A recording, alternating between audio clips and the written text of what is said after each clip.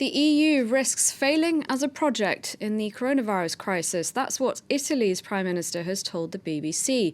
Giuseppe Conte, whose country has seen the most COVID-19 deaths in the world, almost 18,000, was speaking as talks between EU finance ministers on solidarity measures are set to resume in a few hours. They went late into the night on Tuesday. Catherine Nicholson is following this story for us. She joins me now. Catherine, does the EU really risk falling apart?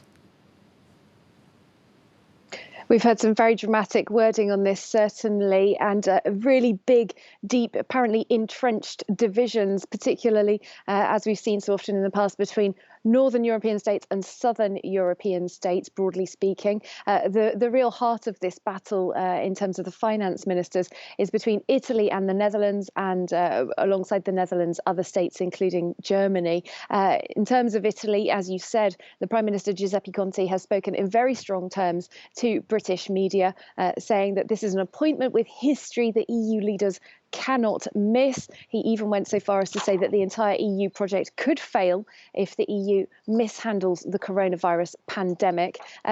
On the other side, though, as I said, we have the Netherlands standing very, very firm against the idea of having joint borrowing by Eurozone members on the international market. This has come up in the past. It's been controversial in the past. It's never yet happened. But there's a big push by Italy, along with France, Spain and others, to make this a reality. They say that this is unprecedented at times and calls for unprecedented measures. The Netherlands, however, we saw the Parliament on Wednesday passing a motion which demands that the government never accepts any proposal by the EU that would make the Netherlands responsible for another state's debt, which is at the heart of this corona bonds joint borrowing issue. Germany, as I said, also standing broadly on the side of the Netherlands, although we have seen some social democrats who are in the coalition with Angela Merkel's Christian Democrats giving open support to the idea of having more financial solidarity. So there are nuances there. You might ask where France stands in all of this. Well, very much on the side of Italy and the countries wanting joint borrowing and these dramatic changes in financial solidarity in the EU. The finance minister, Bruno Le Maire, said that he found the Netherlands' position on certain areas incomprehensible. But he has also hinted that France could be open to some compromises. For example, he hinted that there could be a sort of a coalition of the willing to get together on this joint borrowing issue if there really are member states of the Eurozone that don't want to go that far. Whatever happens, I think we are facing potentially some new territory for the Eurozone. How is the EU doing then with dealing with this outbreak? There's been a lot of criticism of the EU's handling of the coronavirus pandemic. And it has to be said that particularly in the early days of the outbreaks, there were a lot of signs of individualism from different member states. For example, we saw countries, including France and Germany, banning exports of medical equipment such as masks to other member states. This at a time when countries like Italy really quite desperately needed those supplies.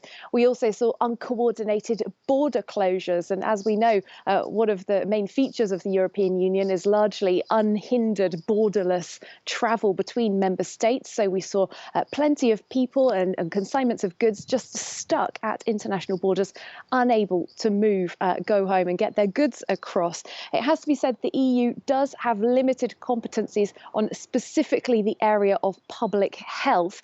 Public health decisions are still the domain of individual national governments. The 27 member states make their own decisions on public health, but the EU can step in, as we've seen on the Eurozone matters, for example, or as the entire EU in terms of trade. So helping to get those goods and people moving and moving cheaply around the bloc.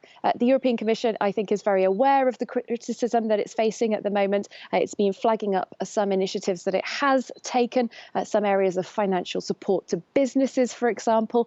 There's also joint procurement going on across member states of ventilators, masks, medical testing kits, that kind of thing. We've also been hearing quite a lot from the Commission in recent days about how patients are being treated in a different member state from their own home country, and doctors and nurses and medical staff, for example, from Romania, recently arriving in Italy to help out with the effort there. It has to be said, though, compared to the financial support that we are potentially looking at with the finance ministers meeting later on, those other measures are pretty small beer, and we will be very closely watching what happens with that Eurogroup meeting when it reconvenes later on. All right, we'll no doubt be getting an update from you later then. Thank you very much, Catherine Nicholson, joining us there.